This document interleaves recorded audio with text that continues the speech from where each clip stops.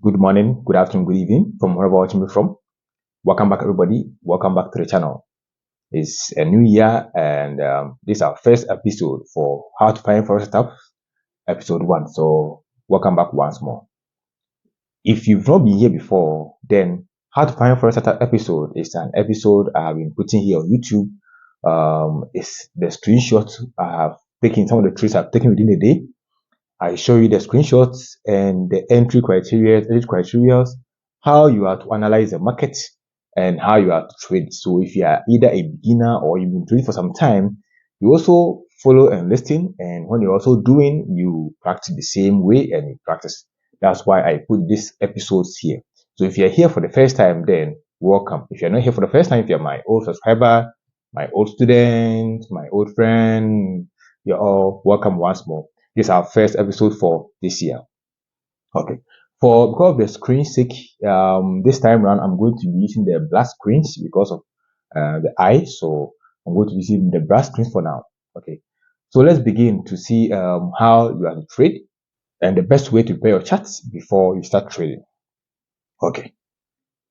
Before you begin trading every day, before you begin trading as a trader, the first thing you have to do is to go to Forex Factory to check out for any news updates or whatever is going to happen in the market or how the market behaved the previous day or the current state of the market. So you go to forexfactory.com and you can see I have forexfactory.com here, or let me open it here so you can see from my screen wall. So you go to Forex Factory, and today is Tuesday, but I want to show you something very interesting that happened yesterday when I was trading. That's what I want to show you in this particular video. So you could see that when you go in this section, you will see whatever is happening. You see whatever is happening in the market and how the market is to behave. And if you see there is a red news, any of these red or something like orange, then there's no need to trade for that particular moment. But you see, this time depends on how you set in your local time. So you must also set the same in your local time in the Forex Factory. It just gives you an idea whether there's going to be news or there's not going to be news before you even begin to read in the first place. Do you understand? Okay. Now, after you've gone through the Forex Factory and you check what's going to happen within the day, then the next thing you have to do is you check which currency pairs are you going to trade for the day. Which currency pairs are you going to trade for the day? Because there are a lot of currency pairs as a currency trader, as a forex trader, a lot of currency pairs. So which currency pair are you going to trade for the day? And to know that, we use our currency strength meter to check that. So today's currency strength meter is this. We are not going to use this today because I want to show you some charts yesterday. So before you begin trading, you must always use the currency strength meter. And this is today's currency strength meter, but we are not going to use today's currency strength meter because the chart I want to show you was the chart I traded previously, which was yesterday. But something happened, that's why I couldn't record the video yesterday. But the shots are there, the chart are there. I just want to show you some interesting things I saw. Okay. So on yesterday, where is it? When I go to my desktop, I took a screenshot of the currency strength meter. So desktop, and I go for 20 desktop, January and Monday, which was yesterday, and this was the currency strength meter.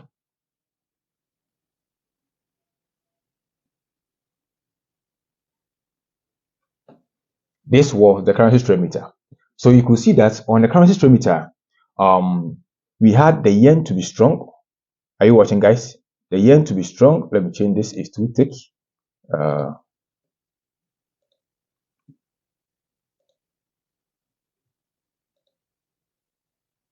Okay. So now let me clean. Okay. So we had the yen to be strong and the USD to be strong. Can you see? Analyzing it from the H4, you could see that the yen is +8, USD is +3. Even the CAD was also strong. The CAD is +2. Any currency pair which is above +1 is strong. If it's below -1, which is -1, is low. But if it's between +1 and -1, we don't use it. Okay. I'll explain to you later. So you could see that the yen was strong. So yen was strong. The Japanese yen. We could see that USD was also strong. And the CAD was also strong. Now, we need to either trade strong ones or we trade stronger and the weaker one, because if you want to find a trending market, you merge the stronger guy with the weaker guy so that the market will be trending, obviously. So we choose some of the lower ones. So euro was weak and the pound was weak. You could see that from here, euro was -6, which is very, very weak. And you could see that's the pound, and the euro was -3. So these are the pairs we're looking at. So the weak ones, we have the euro, and we had the pound. So now it's our job to either merge the strong ones or merge one strong one and one weaker guy so we can get a trending market. So what I did was that, let me go back to the chart. As you could see, I chose some pairs. I chose the euro yen. This is the first pair, the pound yen, which means pound with the yen. We have pound to be weak. Can you see? The pound was weak, so pound and the yen, I matched them. So on the chart, I have pound with yen. I also traded euro and the yen. So euro is also strong. Euro is so weak, yen is strong. So pound yen, which is pound with the yen. Then we have the euro with the yen. Guys, are you following? And then we have the USD JPY. You can also merge these guys, but they'll give you ranging market. We want trending markets. You can also merge any of these ones. So on my charts, on the chart yesterday, you could see that I traded the euro yen, the pound yen, the euro yen, the euro USD to find a ranging market, the pound USD, and USD JPY. But something interesting happened. That's why I wanted to show you this video. Yesterday, upon all the analysis, you realize that it is not every time that you have to get good trade to take. So let's see. On the first chart, on the pound yen, this is what I saw. This from this session coming here is all for today. So from this zone, don't focus here. From this zone is today, this morning. But from this zone here was for yesterday. So when I opened my chart yesterday, this is what I saw. And where was I supposed to take the trade? I was waiting for the market to bounce back at this zone. So I realized that the market was bouncing off the 20 EMA. On my charts, I have 20 EMA, I have 50 EMA, and I have 100 EMA. These are only the three indicators I use. Okay. So I was waiting for the market to bounce back on the 20 EMA and get a confirmation, because you could see that the market was trending over the 20 EMA. But I couldn't get any trade here to take because I missed the trade here. At this particular zone, I didn't get any trade. I missed the trade here because there was no strong confirmation for me. If there was a confirmation for me, then I would have entered somewhere here, stop loss somewhere behind, and take profit target somewhere down here. But I missed the trade because I didn't see any strong confirmation. You get it? If there is no confirmation, you don't take the trade. So the first chart, there was no confirmation, though the market moved in the direction where we predicted. The market moved downwards. It wouldn't have hit our stop loss, it would have hit our take profit target. But I didn't take any trade on that chart because why? There is no confirmation. You get it? Now, the second chart, on the second chart, as you can see, this was the first chart. I didn't get any trade to take because I did not find any confirmation. On the second chart, you could see that this was yesterday. So starting from here is this morning, and from this side was where the market started from yesterday, around this area. So when I opened, the same scenario I saw that the market was bouncing off the 20 EMA. I have 20 EMA, have 50 EMA and 100 EMA. So the market was still bouncing off the 20 EMA. So I could have entered anywhere here, but that's the beginning of the trend. You can't tell whether the market is bouncing on the 20. So that place you cannot even enter. So the best place for me to enter was at this zone. And as you could see, I couldn't enter because the pattern this particular market was giving us was the reversal of the pattern we have been trading. This is not the Morningstar pattern. This is the reversal of the Morningstar pattern. How does the Morningstar pattern look like? Our Morningstar pattern looks like this. We wait for the market to give us, if the market is going downwards, we have one like this. We have the star in the middle, and we have the other candle, which means we are going downwards. If we are going upwards, the star pattern should be like this. One up, the star, and the other candle. There, which means we are going upwards. But in this scenario, you could see that we were going downwards, but the pattern is the reversal. So we could not take this trade. You get it? Not that you have entered and you found this through the currency trade meter. So no matter the market is behaving anyway, you just have to trade. You can't do that, guys. So on this particular chart, though, if we have taken the trade, we have still made profits because here is where we would have entered somewhere around this zone. Let me just make it dotted lines. Somewhere around this zone. And our stop loss would have been around here. Our take profit target would have been somewhere here. We would have still made the profit here. But it is against the rule because we do not find any better confirmation pattern. So you see, two charts, no confirmation. Now, the other chart I was also looking at was the Euro USD and the Pound USD. But I found something very interesting on the USD Pound. Getting to the evening when I didn't get any trade to take, I realized that the market was trying to reverse. So I saw this W pattern. Can you see the W pattern? Let me clean this already. Let me explain it again. So watch it. I saw this W pattern. Let me clean it. So I was actually also waiting to take a trade somewhere here. I still didn't get it because the market was actually, I wasn't sure of it. So I saw this W pattern. You can see that the market broke through. Let me clean this thing. This and this and that. Now they are all gone. So this is how the chart look like. But you could see that there was support areas here. Can you see? There was other support areas at this zone. As at that time, this side of the market had not been played. This side of the market had not been played. So don't focus attention there. Pay attention only here. I realized that the market was trying to make a reversal pattern. So one, power move. It made the W shape like this and that, and it made this out.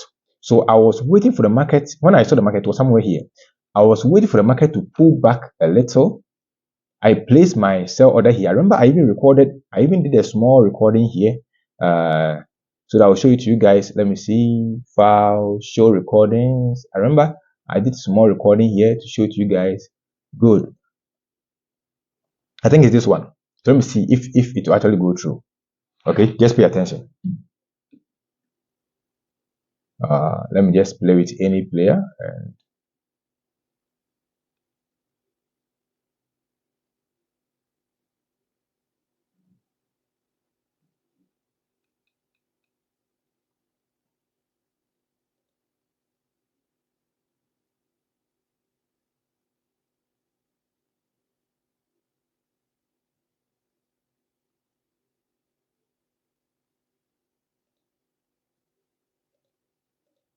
okay, so I think is this one. This is the last one, which was 2025. Good.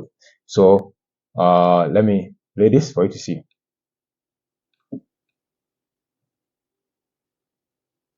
Good. So this was the state of the market.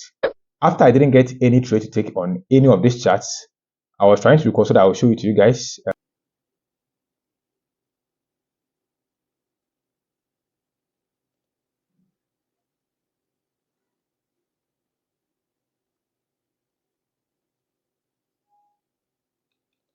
Okay, so when I saw the market was here and I was waiting for the market to pull back here, then I would have I actually placed my buy order here, somewhere down here. So the market will trigger me in and I will take the market up because I saw the market was actually trying to reverse. But unfortunately, the market came down and still did not take my orders. So I could not enter. The market left me behind. So you could see all the charts that I looked at yesterday, I didn't get any trade to take. What does it tell you? It tells you that anytime you don't get any trade to take, don't force yourself to take a trade on the chart. If you read the professional we've been doing for a longer time, we still don't rush to take trades because yesterday was yesterday, today is today, tomorrow will be tomorrow. There are a lot of days in a year, so why should you worry yourself? There was even a lot of days in a week. Why should you worry yourself just finding yourself, forcing yourself to trade? You get it? So if you open your chart and you don't get any trade to take, don't take any trade. You see that I've opened all my charts here, but I still didn't get any trade, though the market went in my favor. Maybe some of you guys say, whoa, I should have taken the trade and the market has gone in my favor. I would have made a profit. Why didn't I take the trade? Why didn't? So next time when you see the same thing again, and even there is no confirmation, you take the trade. But I'm telling you, if you take such trades over a long period of time, you are going to have losses. You are going to lose because this trade, though it went to your favor, the market went to where we predicted. But in reality, if you take those trades several times where without confirmation pattern, your win rate is going to reduce. It doesn't happen like that every time. Okay, so why I wanted to show you this video is because I opened all my chart, I didn't get any trade. So it's not every time when you open your chart, you should also get all the trade to take. Sometimes you can get one trade, sometimes you can get two trades, sometimes you can get three trades. Sometimes even all the charts can give you all the four opportunities, or even five charts, they can all give you opportunities. But that doesn't mean you should take all, at least maximum three. Some days, no trade at all. You open your chart, you sit down, you watch. This is 15 minutes candle. You sit down and watch and watch and watch for the whole day, and you not get any trade to take. Because of that, you don't take any trade. You get it? So that's why I decided to actually record this video to show you that it is not every time you have to take a trade. Sometimes not trading is part of trading. Being patient and not attacking the enemy is part of the war, right? It's part of the technique, the techniques to just use to fight. Not every time you have to be attacking the enemy. That is sometimes wait. Waiting is also part of winning the war or winning the game. The same happens in trading.